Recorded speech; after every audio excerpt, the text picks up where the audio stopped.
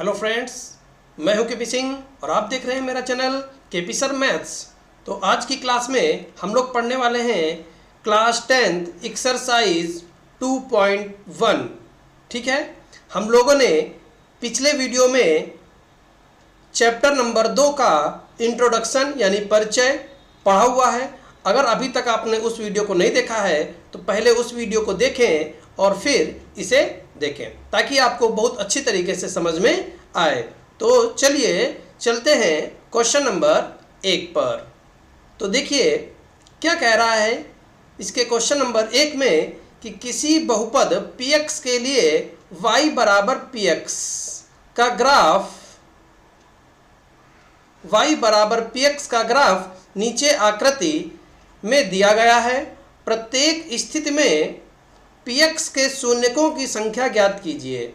अब देखिए ये जो ग्राफ बना हुआ है ये px का ग्राफ है। ठीक है, ये px का ग्राफ है और हमसे पूछ रहा है कि शून्यकों की संख्या हमको बताइए। किसकी संख्या बताइए? शून्यकों की संख्या हमको बताइए। तो देखो हमें यहाँ पर ये समझना है कि बताइए ये जो px हमको दे रखा है यानी एक बहुपद है जो x के चर में होगा और ये x अक्ष को टच ही नहीं कर रहा है, कहीं पर भी टच नहीं कर रहा है। इसका मतलब शून्यकों की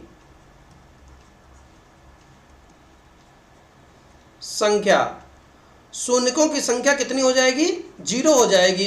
क्यों 0 हो जाएगी? क्योंकि ये जो px है ये चर x में चल रहा है और ये x अक्ष को कहीं पर भी टच नहीं कर रहा है, इसलिए शून्यकों की संख्या 0 हो जाएगी अर्थात 0 हो जाएगी। बहुत ही आसान क्वेश्चन है, बस ऐसे ही हमको जितने भी पार्ट इसके दिए गए हैं उनको देख लेना है। तो चल देते हैं नेक्स्ट पार्ट पर।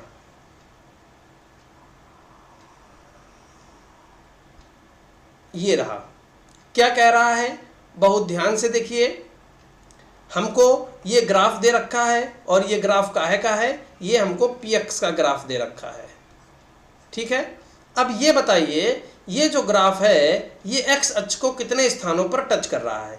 सिर्फ एक स्थान पर टच कर रहा है, काट रहा है, प्रतिच्छेद कर रहा है, वो ये है।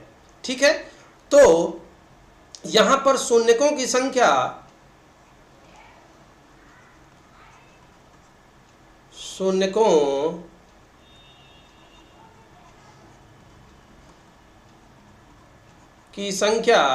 बराबर 1।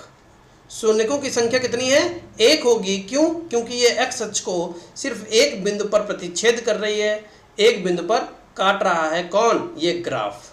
क्लियर है? इसलिए शून्यकों की संख्या 1 होगी और इसी को ही हम लोग शून्यक भी बोलते हैं। इस बिंदु के x निर्देशांक को किसके? x, y के रूप में निर्देशांक लिखा जाता है, तो x निर्देशांक को ही हम लोग शून्यक बोलते हैं। यहाँ पर जो x की वैल्यू होगी वही शून्यक का मान होगा। क्लियर है? चल देते हैं थर्ड पार्ट पर चल देते हैं, उसको देख लेते हैं फटाफट से। ये रहा, तो ये ग्राफ बना हुआ है और ये ग्राफ काहे का बना हुआ है? px का बना हुआ है।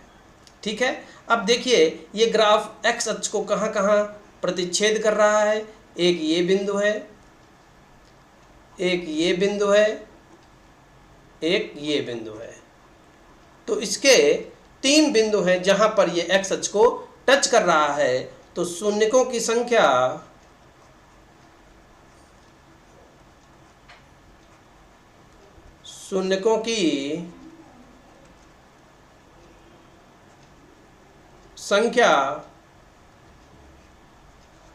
कितनी हो जाएगी? 3 हो जाएगी, क्योंकि ये x अक्ष को 3 बिंदुओं पर प्रतिच्छेद कर रहा है। क्लियर?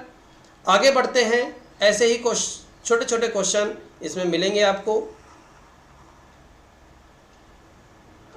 पार्ट 4, ये ग्राफ बना हुआ है और काहे का ग्राफ बना हुआ है? px का।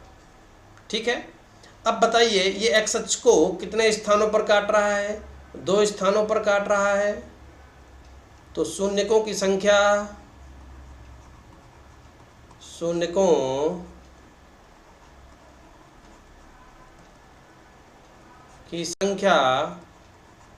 बराबर 2। क्लियर। आगे बढ़ते हैं।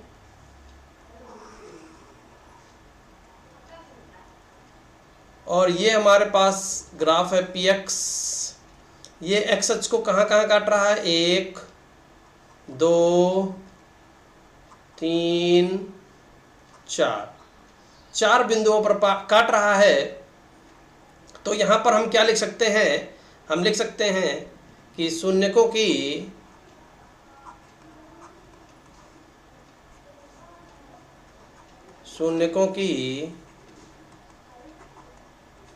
संख्या, शून्यकों की संख्या कितनी है? 4।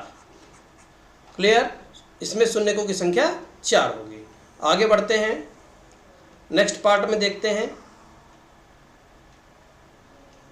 पार्ट नंबर 6 जो लास्ट पार्ट है, ये ग्राफ बना हुआ है px का। अब यहाँ पर देखिए 1 2 3 बिंदुओं पर ये ग्राफ जो है वो टच हो रहा है या प्रतिच्छेद कर रहा है, इसलिए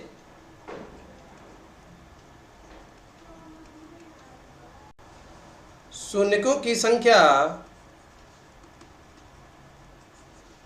कितनी होगी? शून्यकों की संख्या 3 होगी। क्लियर है।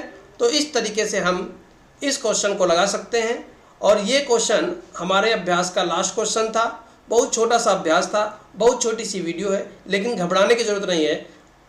आपको नेक्स्ट वीडियो तुरंत मिल जाएगी, तो उसको भी आप देखेंगे और अपने आराम से समझेंगे। तो आज की क्लास में रखते हैं इतना ही। Thank you for watching.